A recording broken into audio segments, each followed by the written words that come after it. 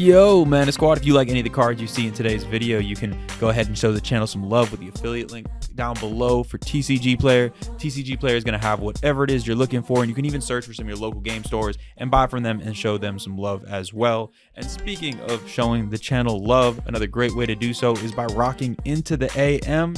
Got the discount code on screen and down below.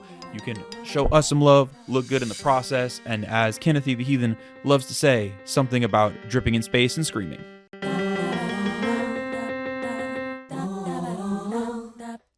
Welcome back, everybody, to another episode of Command Center, where we like to put our favorite commander, maybe even yours, front and center. And you know we can't do that unless we play those three deadly letters, EDH. What does it stand for today, Hadoken? It stands for eagerly discussing hot takes. That's right. We were sitting around slapping each other behind the Arby's, and we said, you know what? This game of Magic that we play, it can be amazing. But sometimes when we run into people, other people outside of our bubble, the turn zero conversation comes into play. And it's time that we sit down and discuss, things that we might seem like is pretty cool, some things that are a bit oppressive. But let's go ahead and hop down this trail. Yeah, it hit me when we were playing at our local establishment last week, and I was having a great time. But as Ken flipped a table, and I saw drinks, food, and cards fly in all directions, kind of like when Quicksilver in like X-Men movies runs and everything is slowly happening and there's just chaos. Hey, Derek knows comics Look books. at me. That's my first ever reference to it. Look at me. I think it's our second. I think it's second. I'm keeping track. You cut the video. We did it. Okay. You wrong. That was actually the Flash. I almost said the Flash. I was like, no, I'm going to get this right. I was just kidding. He ran into a garbage can. Everything was flying around. I was like, what could have caused such a reaction from Ken? And typically, I feel like we are the type of players that if you sit down with any type of deck, you could bring a Yu-Gi-Oh deck, a Uno deck. Honestly, you could just bring like a pile of tokens that aren't actual cards, and we're still down to play Commander. Real talk, somebody brought a set of dominoes. I don't know how, but we still play the game. We find a way.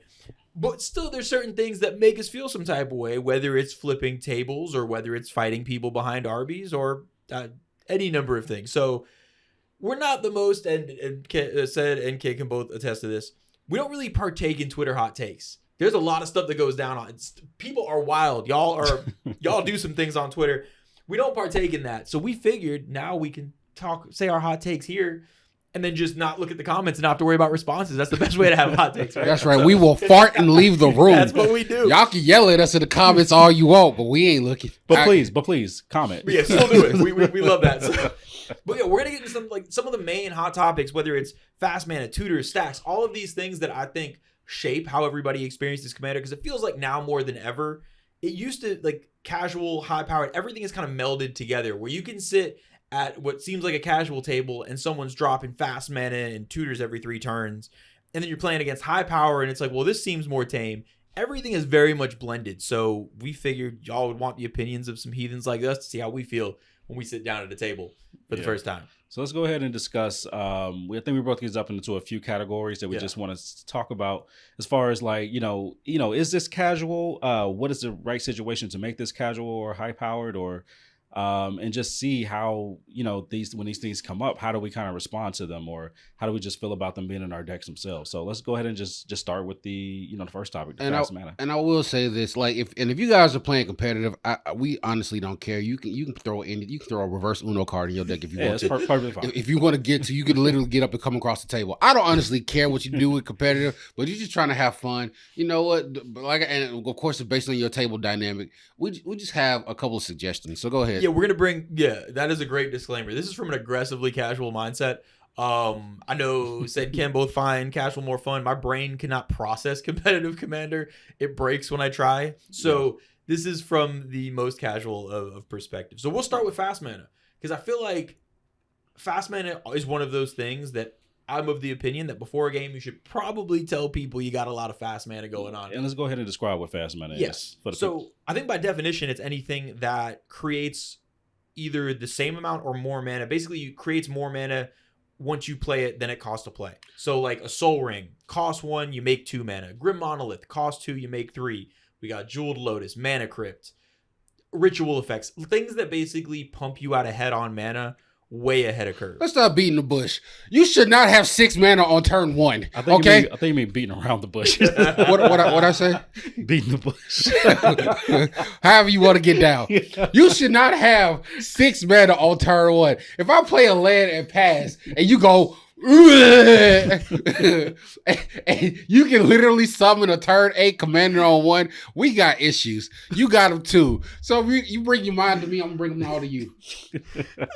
I think after we're done beating bushes, my thing with fast mana is I don't even have necessarily like, I'm not gonna get mad because you have 12 mana on turn 1. Like maybe you are the world's best shuffler. I don't know how you did it. But I just think it kind of ruins the dynamic of some games a little bit. My thing with it is like, it feels like, and again, in a casual environment, if you're getting your turn, 7 mana commander out in turn 2, you're basically becoming such an arch enemy that the whole game is now warped. Where it's either you're gonna win and run away, or everyone then has to like bully you, which kind of feels bad. Like I'm not sitting at a table with people. I'm there to have a good time. Maybe, have a lemonade or two, I'll put it that way, and just relax. I don't want to sit here and bully on someone I don't know. Well, I don't know about y'all, but I take pleasure in doing that. and hold on, I'm gonna call some of y'all out. I call BS that in a fresh 7, y'all can pull all these mana rocks. Really? You gonna pull a mana crypt, a soul ring, an ancient tomb, a chrome mox in your opening 7? Out of 100, seriously, seriously, and then the thing is, it's all the time. You ain't even got a land and you ain't even got a land in your hand. I think Ken has a PTSD. I think Ken's been wanting to talk about this subject more than we knew. Real talk. Somebody he didn't have a land. He had a crypt, a soul ring, an arcane signet. He was like, okay, I got no land in my hand, but I'm gonna keep it. I was like, you son of all the Hihachis. How dare you? Say, what are your thoughts on fast mana in a more casual setting? I mean, my thoughts are pretty simple. It's just that, if you are going to be the type of person to dump all that into your to the board, my first thought is going to be either that's all that you can do. You had a very impressive turn 1, and it might lead to an impressive turn 2 or 3, but like my expectation is, when I see that, it's like, okay, either they're going to be out of gas or their entire deck is like this. No, because I have to make a decision. Like, do we need to gang up on this person? No, because you know what comes next after turn 1 and they'll drop all they hand. Oh, I just so happen to have a wheel effect too. Oh yeah, really? Refill the hand. Really? Now you can just refill. Oh, that just you had a magic 7 where you can drop 6 cards and keep a wheel effect. So clearly, apparently, we need a fast mana hotline because Ken's gonna be on it to testify. Where did the fast mana touch you? And I'll tell you where it touched you. So here's like stuff like Soul Ring is cool. I'm cool with that. Simic Spirit Guide, I'm cool with that. The Moxes, because you gotta exile something, it's actually losing a card to get the mana. I'm cool with that. I have no problems with that. Your Lotus Veils, your Gilded Lotus, I'm cool with all that. But when it comes to the other stuff, I'm like, we need to have a conversation. Yeah. It becomes, I think for me, it's like a breakdown of, one, I do think, like I said, I think it should be something that's disclosed in casual games. Because there are some decks, we have some friends, for example, that we'll use Sun Quan as an example of a deck that one of our friends plays, that at various points has played some fast mana in it. That is a strategy that there is no comboing off. It is just straight up combat, very easy to interact with. Or we have a Kozilek player, the one that counter spells. You obviously need all the mana rocks like on Earth to cast that. And it's a delicate thing. But my thing is, I think that if you are going to be the person to play all the fast mana and that type of stuff in a casual setting, at the very least, look, we're petty experts here, and I think we're going to start talking about petty scales for all this because clearly somebody has feelings that may involve pettiness. This is why he played. We'll get there. Yeah. My thoughts are, if you're going to play in a casual game with us and you're going to play a bunch of fast mana, honestly, I'm not even going to be mad. Do your thing. But if we decide to Vandal Blast and get rid of all those, if we decide as a table to attack you because you have more mana than the rest of us combined, I don't think there should be any pettiness in return. I think playing in a casual setting when everybody else isn't necessarily doing the same thing, you have to just embrace at that point kind of being the villain. Not in a bad way. Outside of Ken, we're not going to bully you too much. We're not going to we're going to talk the most friendly-ish possible. But the thing is, as everything gets turned towards you, you need to be prepared for that. Because if you show up to a table playing Crypt, Signet, Soul Ring, Lotus Veil, Lotus Petal, whatever it is, and then all of a sudden people start blowing it up and you get salty. I think there's a lapse, like a gap in understanding of kind of what's about to go down, Right. and you're setting yourself up for failure. I want to say this. A wise poet by the name of Clifford Harris once said, Louis knapsack is where I hold all the work at. All right. I got stuff. I got cards for people like y'all. Was it collector oof? No, not just oof. I got several Stony Silence. The orrery that says your artifacts and enchantments cost two more. Yeah. I got stuff in the book bag for y'all, specifically for y'all. So when y'all get on, and if I play against you and you do this against me, that's okay. Fool me once, because I'm gonna go into the backpack and I'll pull it out. I'm not even trying to win at this point. I'm just trying to hurt your dick. All right, let's go ahead and jump to the next category. I got one closing thought. Sorry. Yeah. The last thing I was just gonna say is, if you are at a play group that you notice there's a lot of games that are uneven or not fun or not competitive because one person's running away, try just removing fast mana. Like, straight up from all your decks, don't run any fast mana, and watch when everyone's moving on the same schedule how much fun you might have.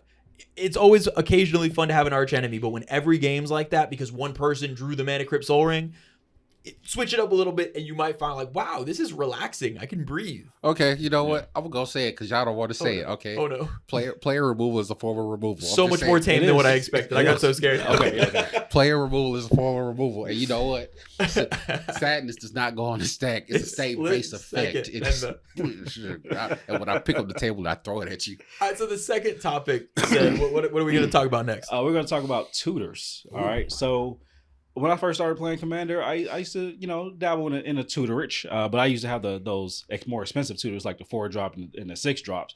Go tutor for it was a Diabolic. Diabolic tutors, the 4-drop. Yeah, the 4-drop. Yeah, there's one that's like 5 and 6-drop, but we're not gonna get into that. Tutors these days, everybody's leaning more so on the those fast tutors that you can just consistently kind of go.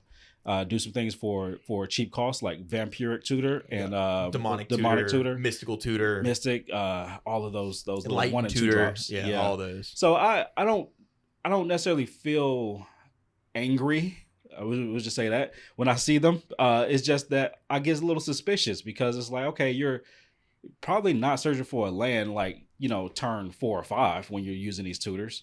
You're going to go find your combo piece.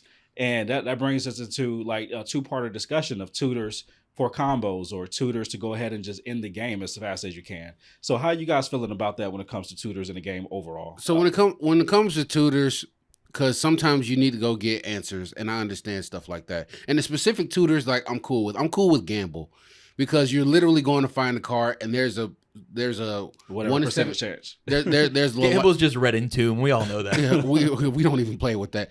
But Gamble is there's a chance that you might not get the card. Then there's cards that like Sidisi where you got to actually, it's a 5-mana card, but you actually have to sacrifice a creature in order to do the tutor. Yeah, they exploit. And I'm cool, and I'm even cool with like to an extent vampiric tutor, because you're taking damage and it goes to the top of your library and there's a chance that somebody can make you either search for a land. So that was all in vain. My problem is multiple tutoring. Okay. That's my only issue. Chain tutoring. Chain tutoring. Okay, I'm gonna play this tutor. Okay, you got 1 card you need. Then I'm gonna vampiric. Then I'm gonna demonic. Then I'm going to fallen emperor and fallen angel tutor and garbage can tutor. And now I don't know what I have in my hand. I might have the win in my hand. Somehow I assembled Exodia, though the 5 cards needed to end this game. Who could have seen this coming? How did you do that? Pray tell. A related note, if anyone actually ever does assemble Exodia, like straight up in your hand of magic cards, you show us Exodia, like the 5 pieces of Exodia, you win. You win. So just do that against us and we will gladly. You'll be thoroughly surprised. That will be the happiest moment of my Magic life. So just please do that. But I 100% agree where it's the density of tutors. And it's also the type of thing where it could be, this is a lot of stuff that can go into pregame discussion. So if you say, for example, I know the decks that I run my tutors in all involve meld cards. So I run like the meld, I think I run meld Titania, Brizella, and I run meld Mishra. I really like meld. So those decks, I will actually run tutors so that I can meld. And then in those cases, if I cast a demonic tutor, you're not supposed to, I just show the card face up, be like, yo, this is literally what I'm getting. Full disclosure. But if you're tutoring 3 or 4 times, even if you tutor once, it's similar to what I was just talking about with fast mana. You lose all rights to pettiness. And as the petty committee, we revoke your petty rights. Because the second you start tutoring, everyone at the table has full permission and disclosure to attack you nonstop. Carte Because blanche. it could be anything. Yeah. And again, I think it's... Yeah, sorry to interrupt, but basically you put in a clock on us. Yeah. And we feel that pressure. And so that's why it was okay, we got to stop them because apparently they're assembling what they need. And I feel like it's a gap in expectation. I will never be mad at someone for tutoring, but at the same time, if you are tutoring, especially multiple times, you should not ever be upset that people are either removing your things or attacking you. That comes with the territory. No, let me go ahead and say what y'all don't want to say. All right. First of all, if all you doing is tutoring to go get your pieces, one, you discussed it. You want me to tell you why? Because you're an exhibitionist. That's right. You are an exhibitionist, and you guys are making us unconsensual voyeurs. And all you doing is playing with yourself. That's all you doing, and you making us watch because it's like, watch, I'm getting what I need. You can't do anything. Keep eye contact. Don't break eye contact. I think we just made science. I think every time from now on, somebody at your table tutors, make very direct eye contact and like intense eye contact. Like you just found your soulmate there and just stare and then longingly. Then film it and sell it for $5.99. Watch as their eyes like shift to the side as they shuffle their deck. All right, so real quick. We're still talking about Magic. Yes. Real quick. So a card that I want to talk specifically about a card. I know we talked about the Vampirics and all that stuff.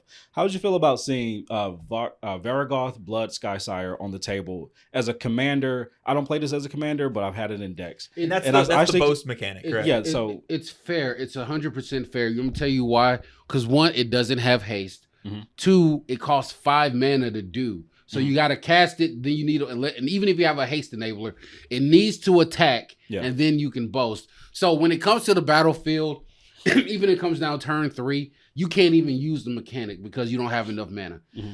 Then that gives me at least 2 turns to get rid of it. Mm-hmm. And then before you go to combat, I can do something about it. So, and then when you actually search for the trigger, I can even stop the triggered ability. So there's a lot of instances before it actually does the search that you can stop it. I'm perfectly fine with that. Okay.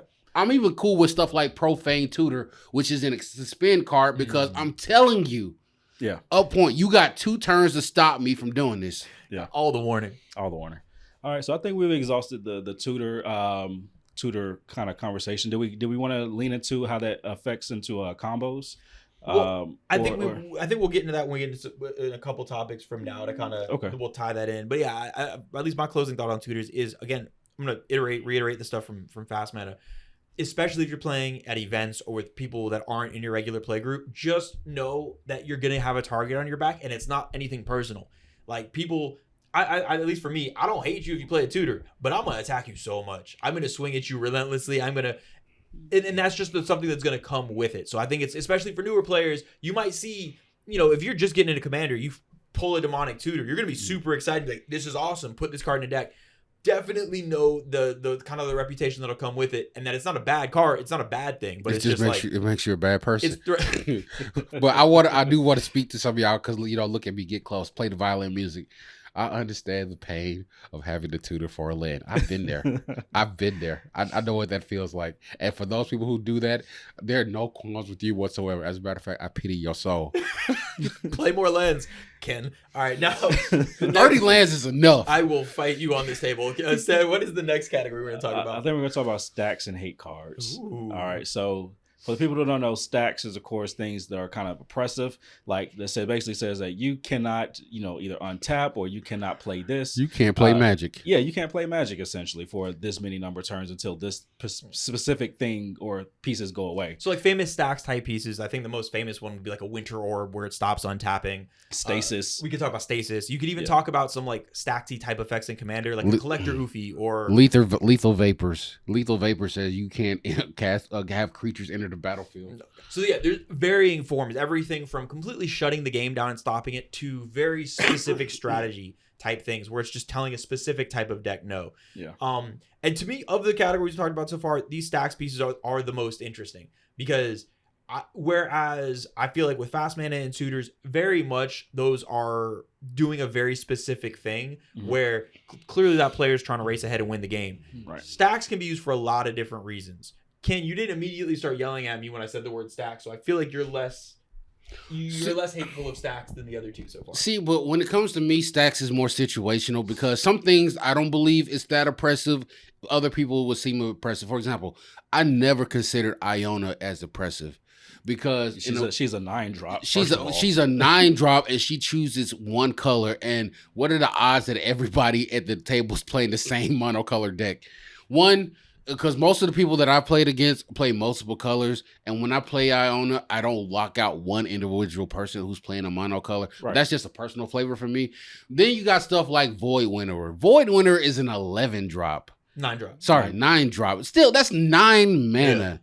Yeah. But then you're shutting off only one, like what, even? Even. There's so many odd cards that get rid of Path to Exile, Sword of Plowshare.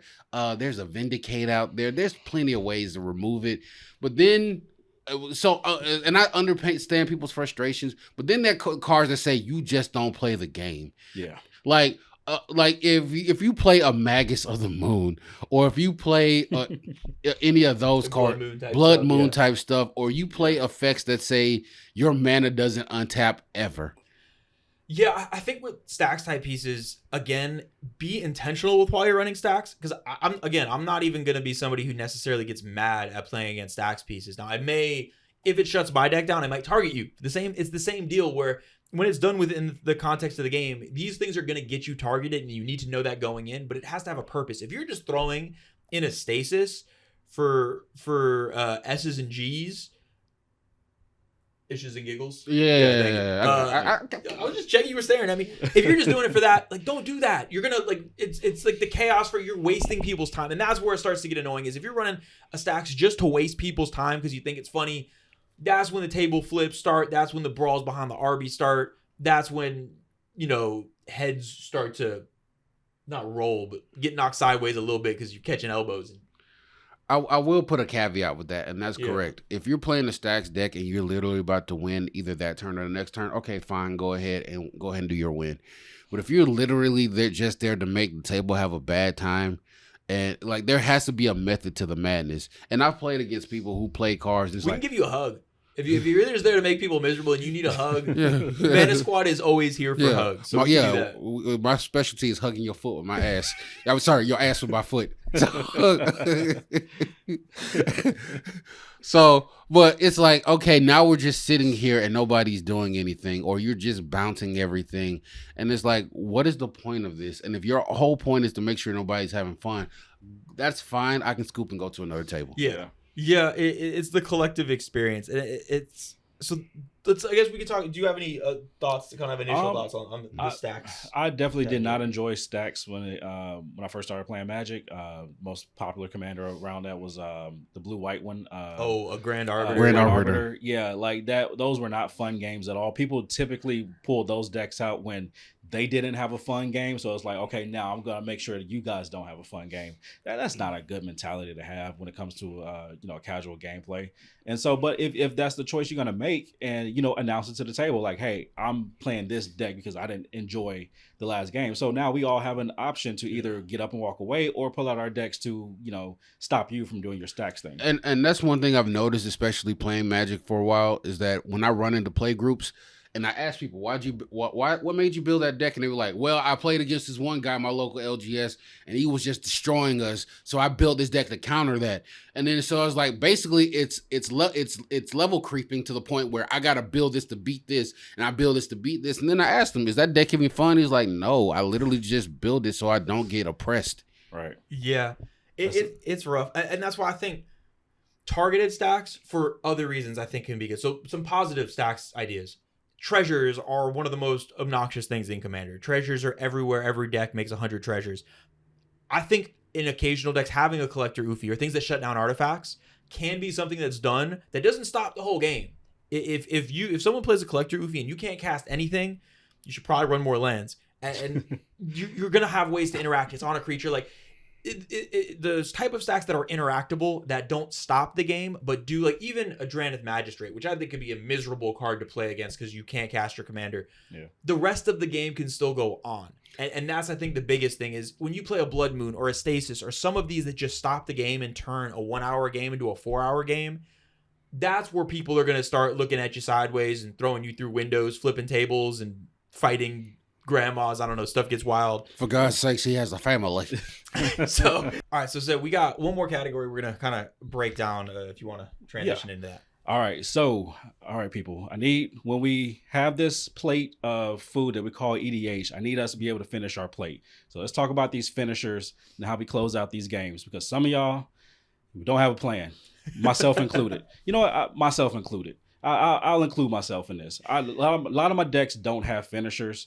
I need to do more, finishing pieces and I would say I'll say combo / synergies, things that can help close out the game. All right, people. So how are we feeling about some finishers that we come across that we think maybe either they come up too often, or we feel like they're a little too easy, or do we feel like people need to work for it and earn it? Like, what are we thinking here? So one thing I will say, again, as ambassadors of Petty, I think of all the things we've talked about, when we talk about fast man tutor stacks, I understand the pettiness there, and I think there are times where it's warranted in a certain way. I think the pettiness around finishers needs to go away because games need to end. I think there are very specific things. If there's expectations that are not level around the table, I get that. But I think finishers in general need to just be okay. I've seen so many times where games end and everybody seems upset. It's like, bro, you can literally just shuffle and play again. Like you can try a new deck. You can. So I think finishers are wonderful. I am so happy most times when games end, as long as it's not a gap in expectation. I think we would like to hover around anywhere between 7 and 10 turns. I think after that, the game can win. But just enough time so that people's decks can start doing things. And this also goes back to whole tutoring for combo pieces too. Two card combos, it's not really my cup of tea. When you have multiple combos, it's like, okay, you had to assemble literally Exodia to do all this, so I can't even fret that. But then it's like finishers where, like Seth was saying, where you just sitting there dirtling the whole time. I can't do anything. You don't have a finisher in your hand. You don't sit there and look through your library and draw 15 cards, and 20 minutes later, you're like, pass the turn. No, I'm going to pass my foot in your behind. And I think that's, when it comes to finishers, I think that's the two biggest things is, one, make sure you are not planning to finish a game way before everybody else wants to finish. Have that pregame discussion because like if a game ends on turn 4 and everybody else's deck hasn't even played out their commander yet, then it's going to be some feels bad. Also at the same time, if a game's ending on turn 20 when everybody else wants to end on turn 10, that's also going to be miserable. So it's like, I don't know. I always see like Craterhoof gets a lot of salt. I never understand the Craterhoof salt. Never understood that either. Like, bro, it's the most like stompy way to. There's creatures there. There's setup. Yes, it's gonna win, kind of, but like it's there, or even stuff. So can I throw a question out here? Yes. So Craterhoof is cool. I agree with the Craterhoof take. I've always felt bad about tooth and nail entwine. Ooh, yes. Because I feel like this is two things in one. This is. But it's 11 mana. Is it 11? I think it's 9. I think it's 9 mana. No, it's 9 and then you entwine. No, 7 and then you entwine. Sorry, okay. Yeah. Oh, Jesus Christ. Okay. Yeah, so you're searching and you're putting them on the battlefield. So it's like the whole tutor / combo thing, all in one card. And it's in green, granted, but green mana. So I was like, okay, so I'm cool with the Craterhoof because that's a build up. You got to establish board presence, but a tutor that also gives you any 2 cards from your deck and just throws them into play. Any 2 creatures and throw them into play. I don't know, because I've always been fine with tooth and nail. Like and here's another, like I said, biorhythm. I never had a problem with biorhythm because you better have lands. You better have creatures. Yeah. That's your fault. I mean, yeah, I think it counts the number of permanents. Biorhythm. I think biorhythm's creatures.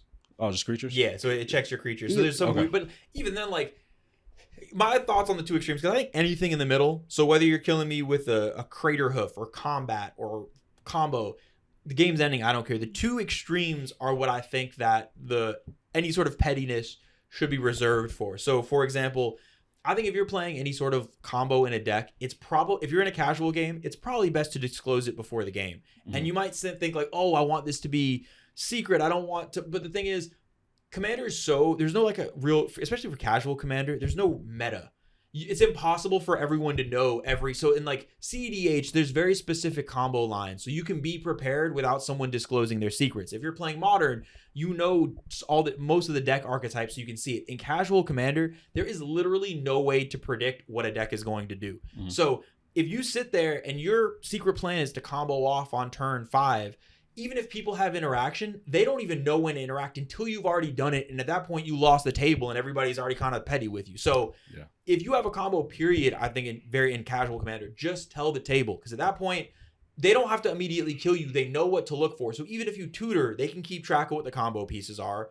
You're not stressing the whole table out. And for newer players, it's a better experience for them because they're not going to feel lost. They'll be like, oh, I have to look out for this card. And it makes it more of an interactive experience. In all honesty, I just think people need to be able to read the room. I thought you just say people to read. I was like, I haven't reached that yet. One day. I believe in myself. If you're sitting in a pod and you notice that everybody is pretty much been disinterested, you might want to go ahead and end it. And another thing, like if you're one of those people who combo off on like turn 2 or 3, I'm gonna be 100% real with you.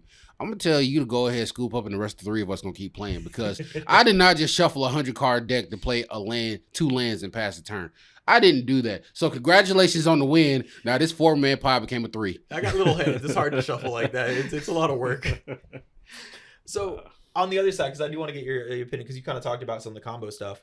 Yeah. I feel like the two common feels bads are you either have people who are trying to win too fast, like pub stompers, and make the rest of the table feel bad. But on the other side of the spectrum, I think, which is just as common of a problem, quote unquote, are the people that feel bad for actually winning the game. So people that will have dominant board states from turn 7 on and refuse to actually end the game. And because they feel bad for killing this player or they feel bad for ending. And it turns into this like 7 turns have gone by. We've already known you were going to win. Put us out of our misery. Like the full on the Predator thing with Arnold laying there like, kill me, do it now. Like and for multiple turns. So like, how do y'all feel about that? Because I know that's, I think, the thing that I have even more of a problem with. I will say this, and sorry. I would just say, I typically, when I'm in a situation, I will kind of just read based on what I'm drawing. I will literally go, hey, do you mind if I look at the top card of my library? If it's not, I would just go ahead and concede the game. Even if I'm technically ahead, let's say in like life points or whatever, if I don't feel like I can kill you in the next 2 or 3 turns, this game is going on for way too long. We got 2 people sitting out. It's just me and you. I would just say, yo, I'll concede. I'm good. I've done enough. I don't think I can kill you in the next few turns or whatever. Like, I'm cool with that because my deck has come to do it. My deck has done what it's come to do. Basically, it's ran out of gas already. I don't have the win in the next few turns, and everyone is exhausted. Let's shuffle up, start a new game. I will say this, and this is just from my play, just playing in general. I don't care if you swing at me. I don't care if you take me out or whatever like that. But if you hold me hostage, best believe the next game I'm coming for you. And here's the deal. You're going to sit there and scream, why are you attacking me? I only have 2 legs. That's going to make me hit you harder.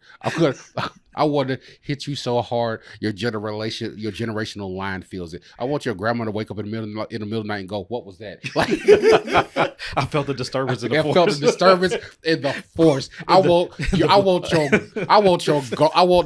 ancestral ghost to hurt. Hold on. I felt the disturbance in the family tree. Exactly. I'm going to hit it so hard the roots going to bend. Midichlorian's going crazy. So basically, like, Ken's coming back with a vengeance. Like, do not hold him hostage. Yeah, I would not hold Ken hostage ever. Like, we're gonna end this game, do another one. Yeah, because that's one thing I can't stand is people trying. Because here's the deal: even if it's detrimental to me winning the game, you hold me. Well, if you don't do this, I'm gonna do this. You just came to the wrong person with that because I don't negotiate with terrorists. I was like, oh really? Oh okay, I'm gonna die. You. But I think it's just a general, like, don't feel like Commander's about killing other players. Don't feel bad for doing it. And I think both of those extremes create bad play experiences. And if everybody's just in the same expectation of like, it's like a board game. Everybody's going, the whole point is to knock the other players out. Don't do it in a way that subverts everyone's expectations and ruins it, but also don't feel bad about it. Like, I think I've seen actually, as much as people talk about pub stompers and all this stuff, there's always people arguing about way more often. And it's not a bad, but I always see people feel bad for ending games way more often than I see people trying to end games too early. And I think that's something that, like, I hope as a Commander community, we kind of move on from the fact of like, don't shame people for killing you. Like, it's a game. So if somebody crater hoofs or I don't really know many game-ending things other than turning sideways because that's how every deck I have wins. Yeah. Final Destination. We got the also the combos like we were kind of alluding to. So like the we just came across the Sanguine Bond, Exquisite. And you got Leyline of the Void plus like Helm of Obedience type of things going on. So there's all types of ways, and I think as long as you're honest with everybody, push to just kill people and don't feel like Ken has killed like 1 million Magic players at this point. I've never once seen him feel bad at all. At all. Never. If anything, he rubs it in my face and makes me cry, and then kicks me a few times. Sometimes And then it looks like he feels better about himself. Sometimes I do a little dance. I'll jump on top of the table, wipe my behind with your most expensive card. Then I duck my genitals into your drink. It happened a few days ago. It was traumatic, but it happened. It was amazing. I'll just say Coca-Cola is a little more spicy than you think. So on that note, I think that kind of wraps up the major categories of kind of our thoughts. I think our closing thoughts in general about some of these like topics that can make people salty. Yeah. It feels like the biggest thing is we always talk about like Rule Zero conversations. It's a huge topic. Power level discussions are, I think, in my personal opinion, are useless. It doesn't do anything. I think the real thing. Yeah, at this juncture, I don't even know if we're talking the same language when we talk about power levels. Like I've never had one of those that really felt productive. I think it's more so just be honest. Like say like my deck is trying to go fast, be mean, and blow stuff up, or I'm just be honest about what your deck does. Like I know there's, like I said, people want to have some secrets and stuff, but I think disclosing what your deck is and what it does, and just being honest is the best way to do it. And have fun. Like you're not there in some competitive tournament to be the greatest Magic player of all time, especially if you're playing against me. Bro, I could barely read the Magic cards. Like beating me is not some accomplishment. Just like have a good time. Yeah. And you know, if we're at a table with you, help the table have a good time. Yeah. And if like we're attacking you, it probably means we like you. Like I'm not gonna attack somebody I don't like. Like that's weird. I don't want to like have the conversation. I don't even want to point at you if I don't like you. So like it just means we appreciate you being there, and turning sideways is the best way to show it. And I want to leave you guys with this. It's a comment from National Geographic. Just leave you with a basic history fact. They say the saltiest thing on this planet is actually the Dead Sea. Well, next to that is a Magic player. So, thank you guys for joining us for this episode, and tell us in the comments how you feel about this. And, your takes on these subjects that we covered. Yeah, and then when you see us at a convention and we break all of these and just start cussing you out because you played a mana curve on turn 1, pretend that didn't happen. Just listen to what we say, not what we do. Why is he putting on boxing gloves? So go ahead, like and subscribe. Like we said, comment at the bottom. Let us know what you think. And maybe there's some topics of salty things that we missed on here that you wanted to address as well. What makes you feel? What are your feel bads? And are you the a-hole? Sometimes. Everybody is. I almost flicked off the camera right now by accident. So we all do stuff. And remember, if you've been and it makes you that salty, take a sip.